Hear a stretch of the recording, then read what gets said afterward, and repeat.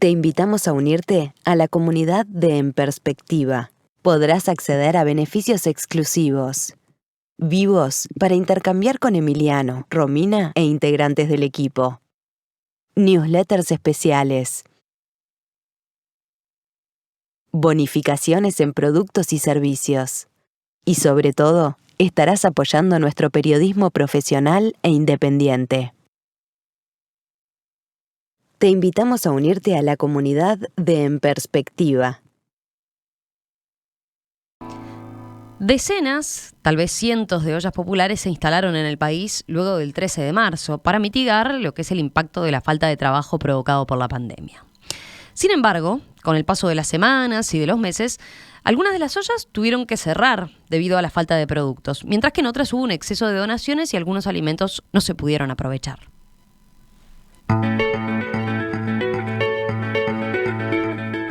Para darle más eficiencia y atacar ese problema de la emergencia alimentaria es que surge Uruguay Adelante, una iniciativa de la sociedad civil integrada por un grupo de organizaciones con experiencia, como por ejemplo Todos por Dolores, Canasta Azul, Redalco, Unidos para Ayudar, Gastronomía Unida, entre otros.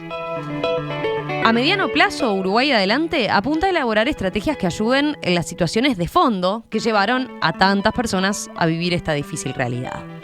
¿Les parece si conocemos más de esta iniciativa? Bueno, para eso estamos recibiendo aquí en estudios a Santiago Pérez Gazzano, quien es uno de los principales dirigentes y directivos de Uruguay Adelante.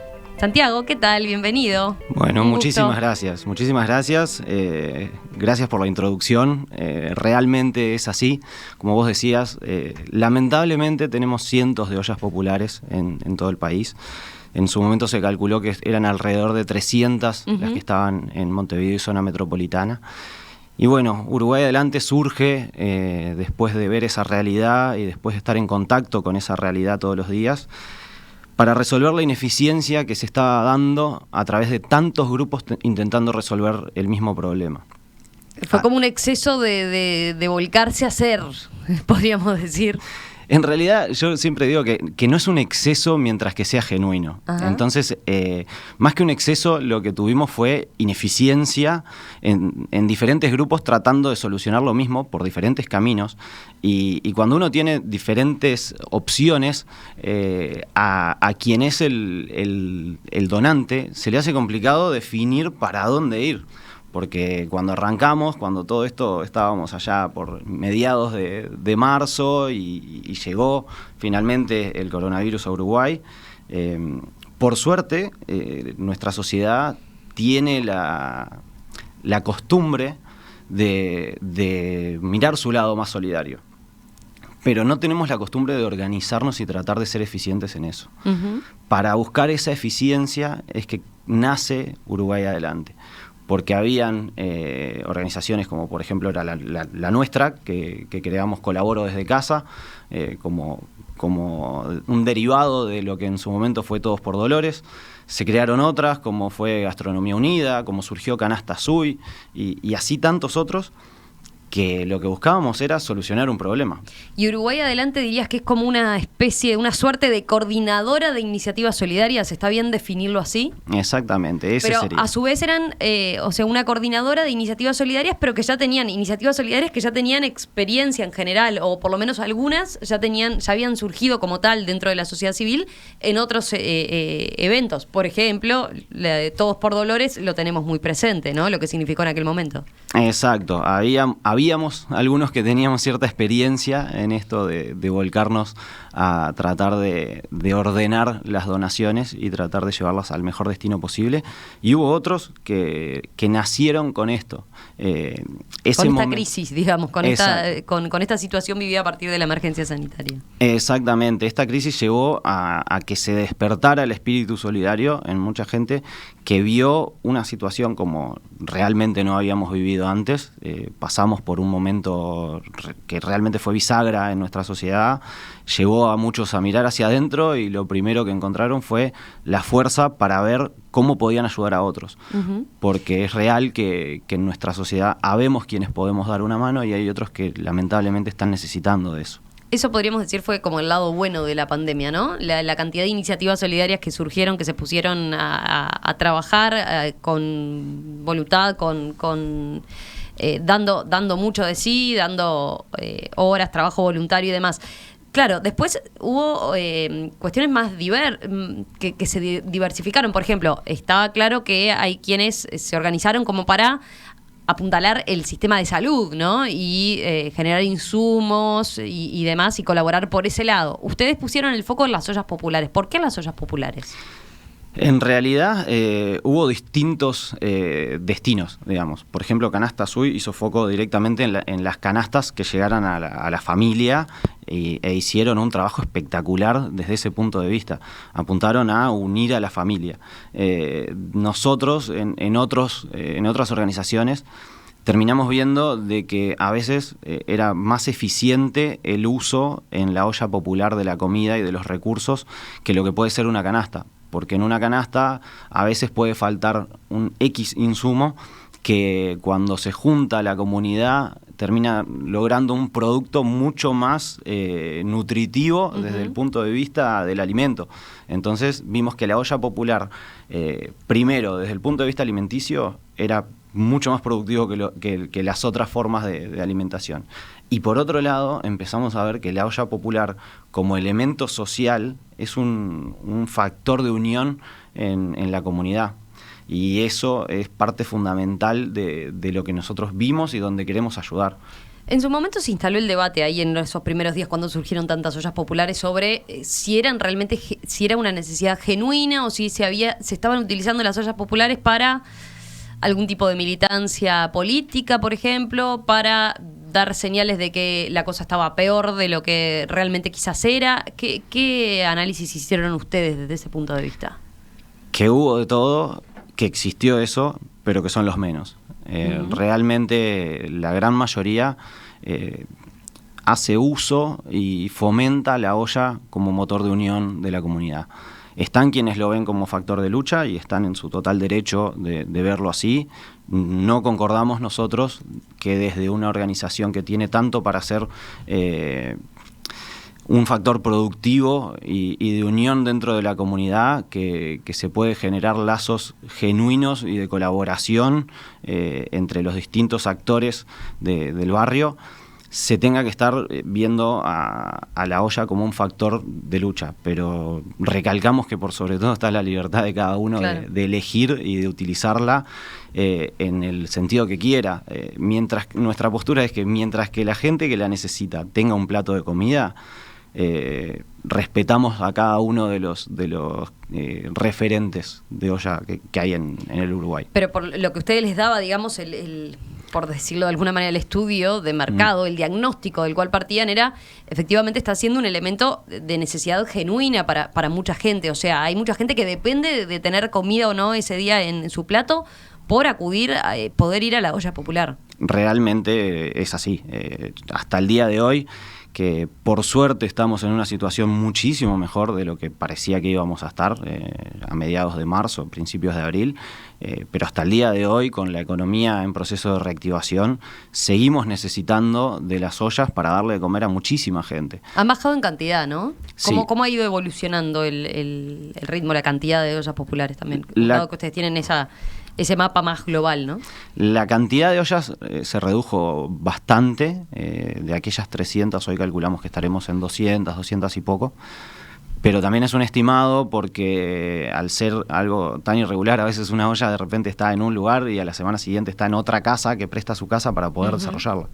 Y en eso lo que sí vimos fue que a grandes rasgos, la cantidad de porciones servidas, que es en lo que nosotros nos basamos, se mantiene.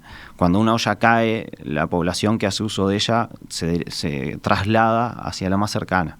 Entonces, lo que de repente eran ollas que cubrían 70 o 100 porciones diarias 3 veces por semana, deja de existir y termina siendo que la vecina tenga que absorber esas 300 porciones semanales para poder enfrentar el momento de la comunidad. Y ahí con ese panorama, tú ponías mucho énfasis en la idea de buscar la eficiencia, ¿no? Había muchas ollas que podían tener necesidades de determinados productos y otras que capaz que tenían demasiado de otro, que le había llegado una donación, ¿no? Que no llegaba a utilizarlo todo completamente, ¿no? Esa es un poco la idea que ustedes tomaron para decir, bueno, empecemos a buscarle la mejor logística a este aspecto. ¿Cómo explicás lo que están haciendo hoy en concreto con las ollas? Bien. ¿Cómo las organizan? La primera parte fue que eso estaba sucediendo, pero para nosotros poder pedirle a las ollas que se organicen y que puedan manejar de repente un flujo de stock conjunto, llamemos, lo primero que teníamos que hacer era las diferentes organizaciones coordinarnos entre nosotros. Y a través de esa coordinación y mostrar que se podía, empezar a agruparlos a ellos dentro de un combo que genere eficiencia. Hoy por hoy lo que estamos haciendo, ya estamos desarrollando un plan piloto que teníamos pensado abarcar 10 ollas. Algunas finalmente no quisieron ser parte por diferentes razones. Absorbimos otras y hoy por hoy estamos arriba de las 20, a las cuales les cubrimos no en la forma que pretendíamos en un inicio, que era a través de un kit de alimentación para 100 personas, pero lo que sí estamos haciendo es cubrirlo a granel. Dentro de eso, las porciones se están cubriendo, no de la forma que teníamos pensado en un inicio, porque recibimos donaciones de otra forma de la que teníamos planificada y nos tuvimos que readaptar a la situación, pero estamos pudiendo con esa primera fase de ese plan piloto, que ese plan fue, digamos, un derivado de aquel primer estudio que hicimos de relevamiento donde logramos censar 116 ollas, donde de esas 116 logramos 54 con detalle de consumo semanal, porque lo primero que se nos presentó era que cuando yo les preguntaba a los diferentes referentes de olla, era cuánto consumen de papa por semana, o cuánto consumen de zapallo, o cuánto consumen de salsa de tomate. No sabían. En general sabían más o menos cuánto le ponían un día, y tuvimos que trabajar en conjunto con ellos para lograr ese diagnóstico inicial y a través de ese diagnóstico de 54 ollas poder hacer una estimación de lo que podíamos tener que atacar en conjunto para abarcar todo Montevideo y zona metropolitana en un inicio. Después de eso logramos, a su vez, ser más eficientes en nuestro propio plan piloto. Todos los insumos que nosotros teníamos pensado usar, vimos que, por ejemplo, la gente de Gastronomía Unida había logrado crear un kit de alimento mucho más eficiente, donde, por ejemplo, no usaban salsa de tomate. Y a lo que nos enfrentamos nosotros era que cómo un guiso podía no tener salsa de tomate. Y surgió la respuesta de que con condimentos se soluciona. Y efectivamente lo comprobamos, que de repente hay algunos puntos que están metidos en nuestra cabeza y que son parte de nuestro paradigma y simplemente con una resolución más pragmática se llega a resultados mejores. A través de eso logramos depurar aquel plan inicial que nosotros teníamos pensado hasta llegar a uno nuevo donde logramos que, por ejemplo, en este plan que estamos pretendiendo desarrollar, si logramos finalmente recibir las donaciones que estamos esperando, estamos negociando con varios actores de la sociedad civil, vamos a poder estar cubriendo en un proceso de 3 meses a 70 ollas. Ese es el plan al que van, eso es lo que se proponen. El objetivo es llegar a cubrir 70 ollas populares que tengan esa cantidad de insumos básicos para entonces abastecer la cantidad de demanda que tienen en materia de platos. Exacto. Hoy por hoy están haciendo, desde el punto de vista físico, por ejemplo, ¿hay en un lugar donde ustedes estén centralizando hoy por hoy la mercadería que reciben por donaciones y de ahí la distribuyen? ¿O es solamente están, digamos, dirigiendo, diciendo, bueno, mirá que tal olla le falta tal cosa, podés llevarlo ahí? ¿Cómo lo organizan desde la práctica, desde la operativa? Dependiendo de los volúmenes a manejar, es cómo se desarrolla la logística en la operativa. Tenemos, por ejemplo, 3 boxes privados en una empresa que maneja ese sistema en Ciudad Vieja.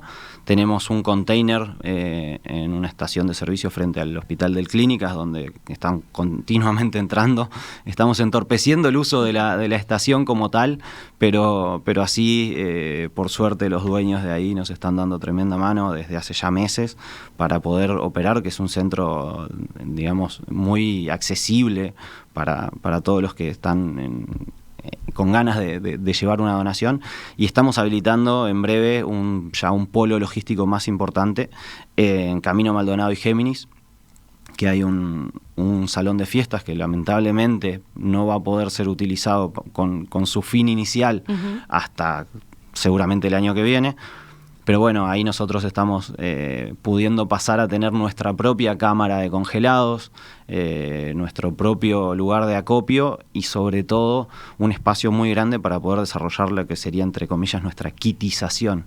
Esos packs de 100 porciones los podríamos crear ahí, dejar refrigerados, y a través de la colaboración de Mirtrans, que la verdad tuvimos una reunión genial con Virginia Starico, se puso a disposición 100%, llevar a distintos puntos de pick-up dependiendo de las zonas de influencia, digamos, donde cada olla pueda ir a levantar lo que ellos necesitan 2 veces por semana. ¿Qué le exigen ustedes a la olla para sumarse al plan, digamos, a hacer una de las ollas del plan piloto? En sí son muy pocas las exigencias y básicamente son las que consideramos que para ser parte de un grupo se deben respetar, que es primero respetar la libertad de cada uno de los usuarios de profesar su religión u opción política que quiera, pero al mismo tiempo de no usar la olla como factor de proselitismo, ni político ni religioso. Por otro lado, respetar las normas de higiene que rigen hoy para todo el proceso alimenticio. Y en tercer lugar, el uso de una aplicación online que desarrollamos para que cada olla nos pueda ir cargando su consumo a diario. Y con esos datos nosotros lo que podemos hacer es ir corrigiendo hacia arriba o hacia abajo en función de las necesidades reales. Porque optimizan mucho más los recursos en ese sentido. Tienen algo mucho más fino de cuánto se demanda efectivamente y cuáles son las necesidades de esa olla. Exactamente, a eso apuntamos. La idea en todo este proceso es que para la utilización de recursos finitos tenemos que ser sumamente eficientes para lograr el mayor éxito de este proyecto. Con esa máxima inicial es que atacamos cada una de las partes que tenemos dentro de Uruguay Adelante, ya sea con la parte alimenticia, que es muy importante, como con los proyectos post-olla que estamos desarrollando para que el día que podamos desentendernos de la parte de alimentar tantas bocas, podamos pensar en otras que son tal vez las que llevaron a este momento a mucha gente, pero que sean sobre todo un momento para aprovechar la unión de la comunidad y a través de eso potenciarlos, ya sea a través de capacitaciones profesionales. O sea que la idea es que, a ver si entiendo bien, que la olla popular pueda transformarse después más adelante, en la medida que se vaya saliendo de lo que es la emergencia alimentaria, digamos, alimenticia, en un proyecto más que vaya al fondo de la cuestión con esto, con posibilidades de capacitación, con atención a niños. ¿En qué más puede transformarse esa olla popular y esa conjunción ahí de colaboraciones? La idea hoy por hoy es que apunte hacia eso. Por ejemplo, estamos con diferentes planes de alfabetización en algunas ollas donde vimos que había carencias importantes. Hay mucha gente que no sabe sus derechos, no sabe cómo acceder a salud pública o de repente situaciones puntuales, como por ejemplo niños que quedan a cargo de sus tíos o de sus abuelos y ellos no adquirieron, llamémosle, la patria potestad y tienen miedo de llevarlos a un hospital cuando ellos se enferman por miedo a que se los quiten. Entonces estamos queriendo también desarrollar un escritorio de asesoramiento jurídico totalmente ad honorem y sin costo para quienes puedan necesitarlo.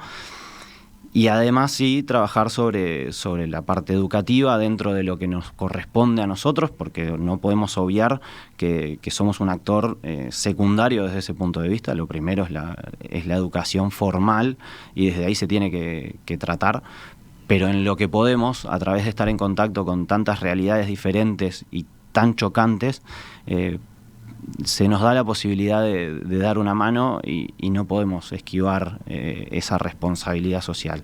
Estoy pensando, así que no solo, por ejemplo, ¿no? Si hay empresas que quieren donar, no solo se necesitan alimentos para el tema de ollas populares, sino por lo que decís también, pueden ser distintos servicios o colaboraciones de distinto tipo, ¿no? Exactamente. Es más, nosotros apuntamos a que a futuro, cuando podamos hablar en pasado de la crisis alimenticia, podamos ver a Uruguay Adelante como un actor fundamental en esto de no solamente diagnosticar la realidad, sino de articular en soluciones para mejorarla.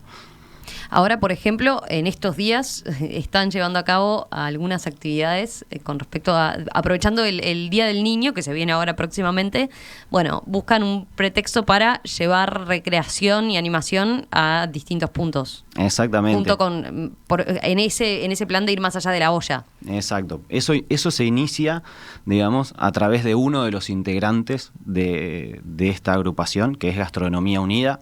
Ellos fueron los primeros en ver a este proceso como algo más que un simple intercambio de comida, y a verlo que si bien todos pensábamos que esto no puede ser un mero asistencialismo y pensábamos todos en formas de desarrollar planes a futuro, ellos lo vieron desde la hora y desde cómo poder interactuar con quienes están necesitando de la olla y que no solamente necesitan comida, necesitan contención, necesitan apoyo, necesitan una risa.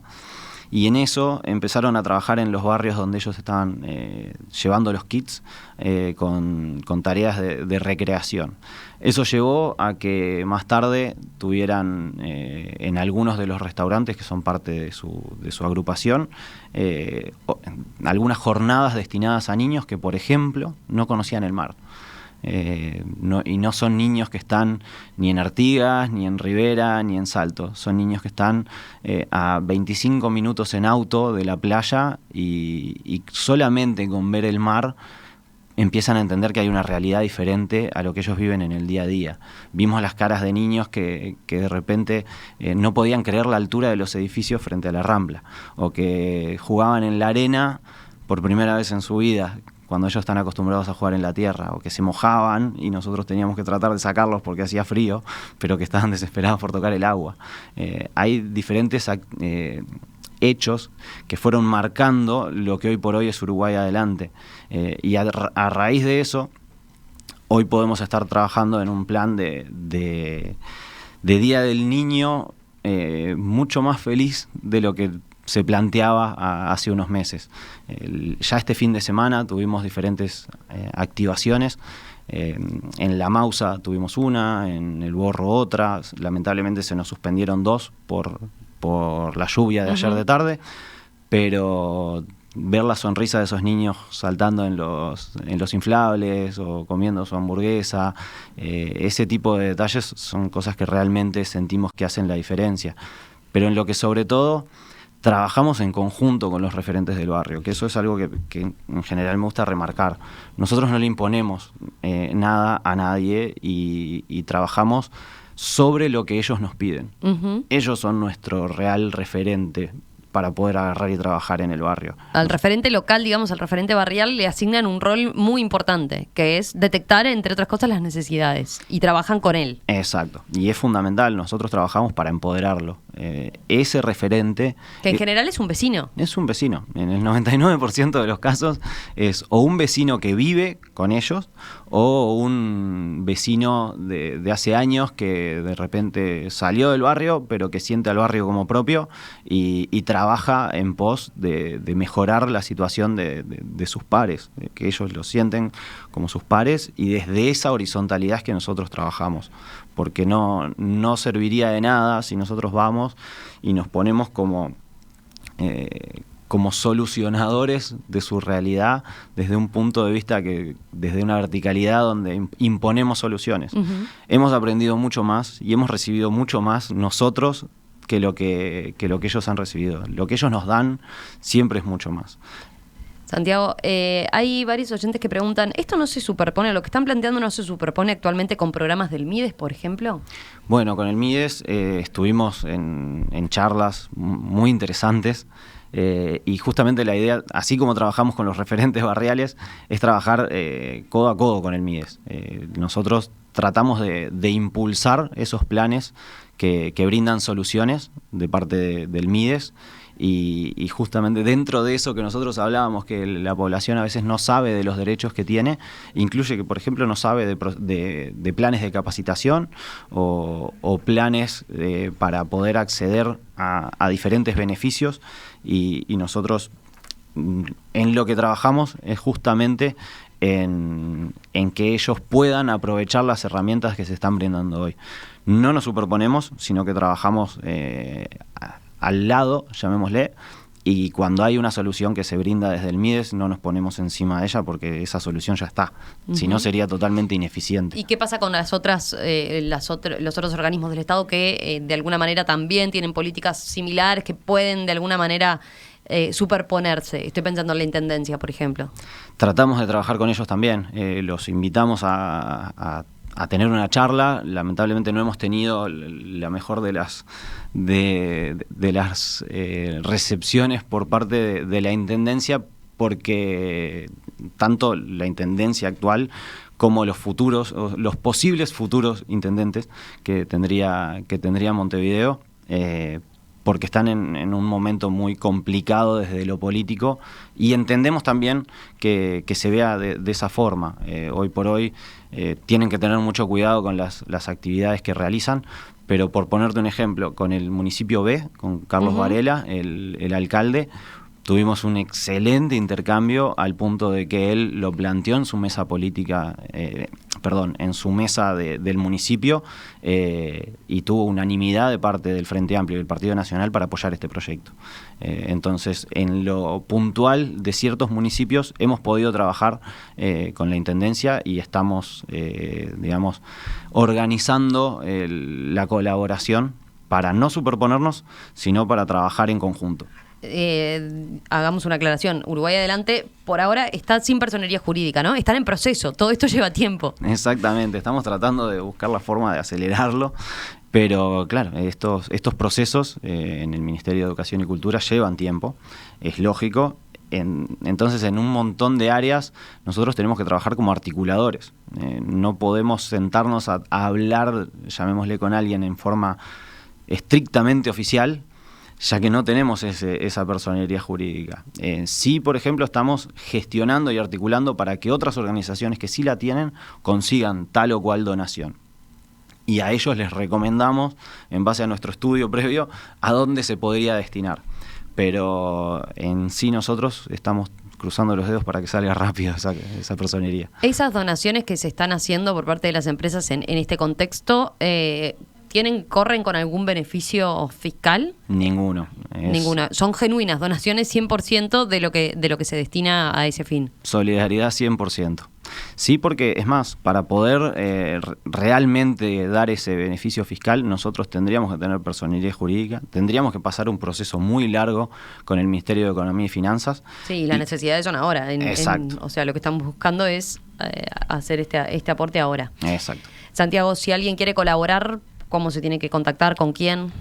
contacto@uruguayadelante.uy. Ese es el mail que nosotros tenemos para poder recibir posibles donaciones. Esa sería la forma, o a través de nuestro Instagram, que es Uruguay Adelante. Y ahí nos contactan, vamos a estar en minutos dando respuesta a eso, porque de eso se trata, en responder rápido y bien para poder dar soluciones a los que lo están necesitando. Santiago Pérez Gazzano, director de Uruguay Adelante. Gracias, gracias por estos minutos esta mañana y por contarnos de esta iniciativa. Mira, tengo un mensaje de Gustavo que dice: linda nota con Santiago Pérez, tan solidario como buen golero. Se ve que tiene algún dato ahí. Hay amigos en la vuelta. Gracias, Santiago. Muchas gracias a ustedes.